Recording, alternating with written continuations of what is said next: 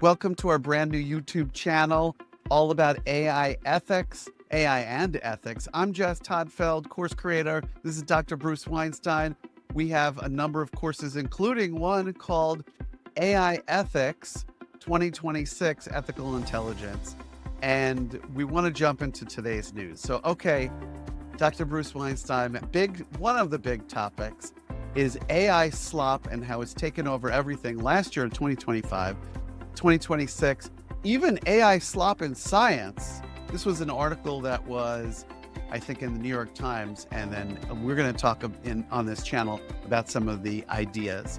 So what are some of your initial thoughts having seen that and slop in general?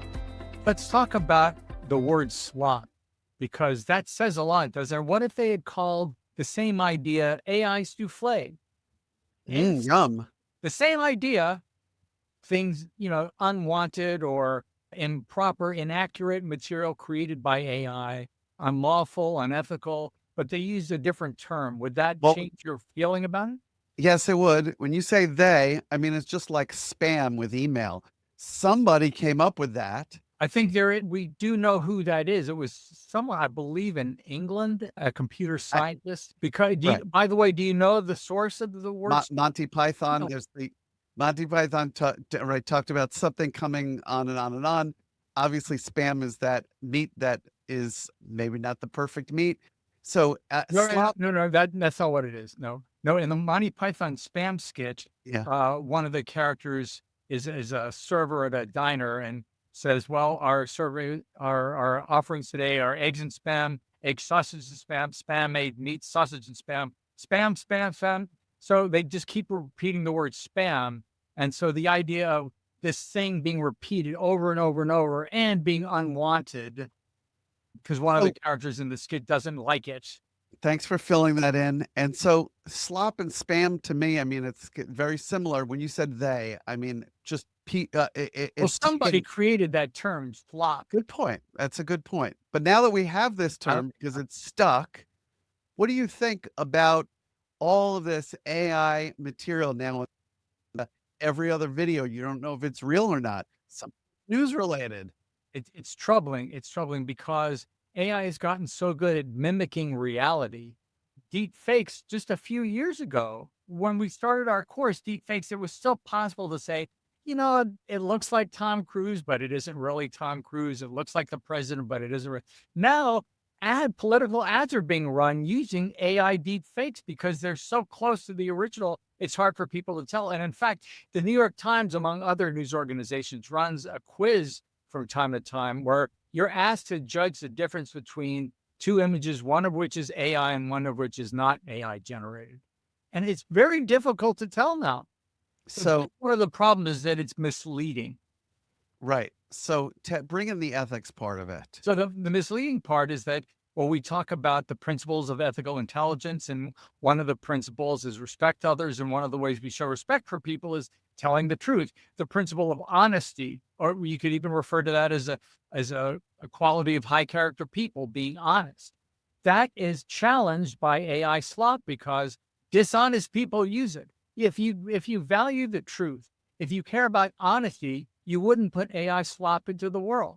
It's people who don't care about that, don't care about its consequences on other people, don't care about how its consequences on businesses or on their own reputations.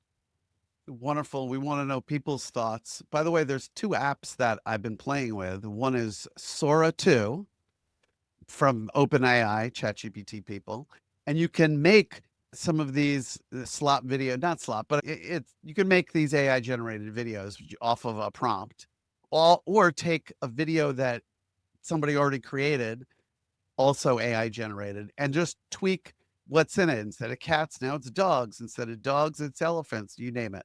And there's also meta.ai as an app. Based on the principles we've talked about, what are some of the ethical issues with using this Sora 2 to generate AI created videos? Well, I mean, we talk about do no harm. We have somebody that we know who has a book that just came out, and they're taking images of famous people, some of them who have died. So I'm not thinking that this is a real person, but that person's endorsing the book. So taking money from the estate of those people. But as far as do no harm, one of the principles, I don't know what's real and what's not real because we haven't figured out as a human race, how to have the mark on it. Now, some people will say, oh, Sora 2 puts it on, but there are people who recut it in a certain way so you don't necessarily know. The So other problem is that we don't know what intellectual property these large language models were trained on, and we don't know the extent to which artists did not who the we don't know the extent to which the work that this was trained on was work created by artists who did not give their consent to have it used that way and were not paid for it. So whatever cool images come out of this Sora 2 video or image generator that you use, you don't know what other artists' work that they didn't allow to be used that way is contributing to this image that you now have. great So, point. so it violates Yeah. the principle of fairness. So these are all great points. Principle. It's spilling over into science. There are a lot of angles on this, and I'm sure we'll continue to talk about. But I want to move to the next story, which this has been all over. Elon Musk's Grok AI has been making millions of sexualized images, new estimates show, according to an article by the New York Times. But this has been talked about. People, I don't know if you go on X or Twitter that often. I do, and people will take a picture of a woman and say, "Hey, Grok, put her in a bikini." And I've seen the bikini ones. Musk came out and said, I haven't seen any naked pictures, but they're putting somebody in a bikini. They could do this to a coworker or a girl at school if it's kids. Thoughts? Yeah, well, there's a term that's emerged from this when you take a picture, you use a picture of your ex-girlfriend or boyfriend, and you have them doing things that they never did or wouldn't want you to do.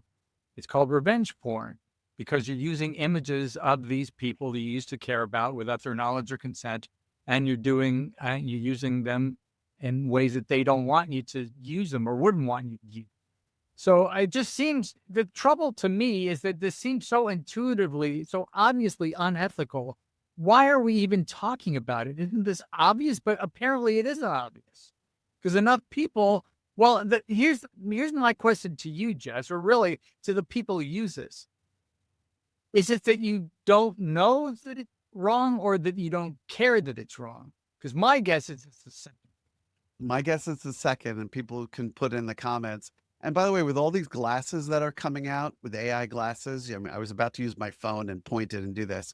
I guess you could just take a picture. But if I'm walking past a woman on the street or whoever, I can take a picture and then say, okay, now make her nude or put her in a bikini. Oh, and you're doing something without somebody's consent. Well, this goes back years. I don't know how many years ago that Google Glass came out, but I was at a cocktail party and someone was wearing Google Glass that had just come out and only a few people around the world had it, and she did. And she was looking at me, and you could just clearly see this camera on the joint of the temple and the eyeglass. Which you can on the Meta glasses, and yeah. it was creepy because she's looking at me, and I'm thinking, are you filming this conversation? I don't want to talk with you. I felt like Esther, are you filming this conversation? Like, I'm at a cocktail party. Just want to have a relaxed conversation. It gave me the willies, and I would never use anything like that. It's something out of James Bond, isn't it? So, Bruce, at least you were able to tell that because it was so visible that something was happening or not happening, and you could ask about it. But it's getting stranger. Here comes our next story, which is this is from TechCrunch. Not to be outdone by OpenAI, Apple is reportedly developing an AI wearable. So something that's real small that looks like an AirTag. I was looking for one of my AirTags over here. And people can clip it on, and I bet you could clip it on the inside too. And then this way, it's either video recording, apparently a little pinhole camera. They're developing it. And if they don't put it out, somebody else is. OpenAI has said for a while they're trying to build something. So if I can just record, now we don't know if it can record all day long, but at some point somebody will. And I'm about to actually ask you the question, but you and I went on a hike and I said to you, hey, I got this new bracelet, which I'm not wearing now. It's from a company called BEE, I guess, .com. And it will just record constantly And actually, it's not recording the audio. That one, it'll create a transcript and then it'll give you a sense of what you talked about during the day. What are your thoughts under the umbrella of ethics? First of all, I want to go back to that annoying bracelet that you were wearing because I thought the three of us were going on this great getaway where we could just let our hair down, what little we have left, and we could just be ourselves. And then you tell us you're recording the whole thing because we might have some ideas that emerge from this as if we couldn't remember them or write them down. Heaven forbid we actually whip out a piece of paper and a pen and take notes or put it into our phones. And it gave me I really didn't like that. And you know what? I don't think anything did come out of that weekend of conversation that we couldn't have remembered. So so here's the thing, Jess. We have to assume, certainly after 9/11, but absolutely today, we have to assume that everywhere we go, we are being watched, we are being recorded on video and audio everywhere. So as long as you assume that's the case, even in your home, because Alexa's always listening, and have you noticed this? You and Joe or your wife are having a conversation. You look at your phone and then there's an app or whatever it is you were just talking about because your phone is listening. And I believe it's the case that the iPhone listens even when it is turned off. Isn't that the case? I've heard that's true. I don't think when it's turned off, but there's, from what I understand, I mean, the CIA or whoever supposedly can go in and control devices beyond what you think they can. I know when you think your TV is off. Don't ever say anything, write anything, do anything that you wouldn't want to be shared widely, because chances are it can be and it will be. So is it ethically wrong? They haven't come out with this gadget yet, but do you think it's already ethically wrong that I'm just walking around? You just said, assume like everything's being recorded, but hey, Bruce, nice to meet you at this conference. Hey, Jess. And then of course there's step two, because I see people on social media where they're helping a homeless person. The person says, oh, thank you so much. I'm so hungry. What you're doing is helping. And I'm always wondering, are they wearing glasses? Yes, how are they recording this? There's an important distinction to make here, because I said earlier after 9/11 in the United States, where we were reminded, if you see something, say something. And that's where cameras started to proliferate in public, video cameras recording everything. There was an accident in front of my apartment a few years ago where a woman was crossing the street reading her cell phone and was hit by a car, and the police wanted to gather the video evidence from the apartments all around us because that's recording all the time. There's a public good served by having video cameras outside, certainly for the police, for law enforcement, to make sure that if a crime is committed, that you can find the perpetrator. But for individual citizens to be doing this all the time, or where you don't even know if a friendly handshake or a conversation at Starbucks might be recorded, that's troubling at a whole new level. I agree with you. Okay. And the last story is Liza Minnelli is, first off, still alive, just so people know, and getting older, and is decided to use AI to put out a new album and or release new music. I don't know if it's a whole album. So she's using her own voice, and it is her voice, not, Joe Schmo releasing a Liza Minnelli album. Is that ethically okay? Well, we have to unpack that, good, because the ethics of it turn on some crucial factual questions that you haven't answered, that you haven't provided yet. So, for example, are these real human beings playing instruments that were tweaked through AI to sweeten them, to enhance them, to expand the range of the instruments, to make one voice sound like multiple voices? Well, that's already happening. There's I'm saying separate from this, things like auto-tune and just sweetening. Yes. But AI is also being used to generate music that seems to be original. But in fact, like we were talking about with Sora 2, with the images that are created from other people's intellectual property, the same thing is the case with AI music. In fact, you and I are going to do a whole course on this topic, because I've done courses on this already, on AI ethics in music, because what seems like wholly original work, there's nothing that's wholly original. When something sounds like it's a blues artist from the 20s and it was created by AI and it was all generated, it's based on lots and lots of recordings of blues artists from the 20s, from the 30s, guitar recordings, harmonica recordings, and there's an amalgamation that goes on with AI. It's not created de novo. It's not created out of thin air. And the trouble is that the artist who created the work that's giving rise to this new creation have not been paid for this work, that have not even been notified about.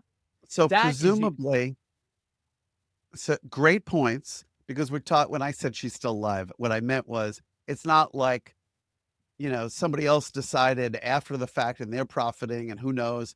But let's say she or you mean said, use Eliza's voice after the fact? right. So let's say, because I don't know the exact details of how they'll do it, but let's say they took audio of her speaking into a microphone or from an interview.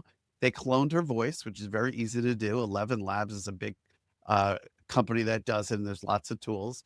And then they pump it into a machine and make a song that I guess she's approved and would have sang if she could still hit those notes.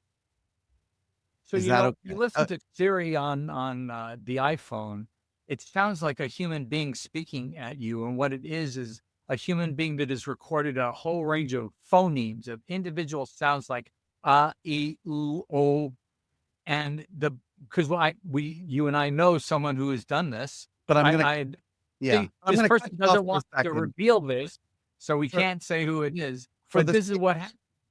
for the sake of time. I'm just gonna cut you off on this. The ethics of it. If she says I'm putting out an album and I'm telling you that we used my voice and it was AI and it sounded okay and it wasn't all chopped up or whatever. But so the transparency doesn't alone make it okay. If I tell you, look, I'm being fully honest. I just want to disclose to you, Jess. I've taken all the money in your wallet the next time, the last time you came over. But because I've told you this, it should be okay, right? I've fully disclosed to you. I'm being fully I don't know if that's transparent. a I fair stole from you. I don't know if that's as fair of a comparison as the one I'm going to make. Liza and other women across the world went out in the public and they wore makeup on their face. Their face didn't look normally like that. She wore high heels. She wasn't that height, and she didn't disclose it and say, "By the way, I'm wearing high heels today. I just want to let you know." So, is that any different than if she's using AI to create a song with her voice? There's something different about that, because I think the thing with makeup and heels is it's such a widely accepted social convention that nobody would be troubled. So if you were to meet Liza, and let's say you were slow dancing with her at someone's wedding, and she kicks off her high heels, and you realize she's like her mom, 4'8". Well, Liza, I had no idea. I feel deceived that you're a lot shorter than you led me to believe. Who would say such a thing? You would be saying, "Oh my God, I'm dancing with Liza Minnelli. How cool is that?" So Right? nobody's troubled by that. Nobody's troubled. There's no book, and there never will be a book on the ethics of makeup. You think if it was on a date, if 2 people are on a date and the Well, guy okay, had lips, now we're getting somewhere. But on a date, when I met somebody who admitted to me that the photograph she used to lure me into for a date was 20 years old, and when I asked her why didn't you use a current photo, she said, "Well, I didn't think anybody would ask me out then." That's a lot different than using makeup to prettify your face or so as using we tie a heels. bow on this, tell us, 2 things. Do you think that it's ethically right for Liza to use this in this situation, and what are just the core issues I that need people I might have? need more information to know exactly how she's using it. So it would be unethical for me to answer that question with such little information. But Okay, before our next recording, I'm going to yeah, look into this and come up okay, with a better answer.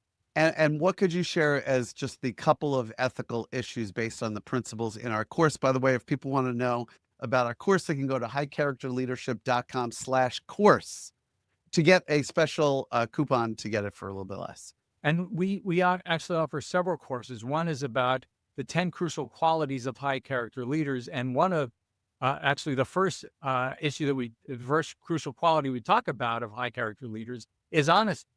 And we talk about how honest people love the truth and cannot stand lies or liars. And in a parallel way, we talk about the principles of ethical intelligence to tell us what to do in particular situations. And there, one of the ethical principles is the principle of respect for others. And one way we show respect for people is by telling them the truth. So whether you're talking about character or conduct, the idea of honesty or truth telling is intrinsic to both of them. All right. Well, people can put their comments below. This channel and this podcast is a way that we can talk about the issues of the day in a much more free flow way than our course, where we really sat down and talk about the principles and figure out which stories and examples. But there's and be sure to ask us questions that you'd like us to address. Maybe it's even of a professional nature or personal nature, as long as you don't reveal any confidential information. All right. We'll see you on the next one. See you next time.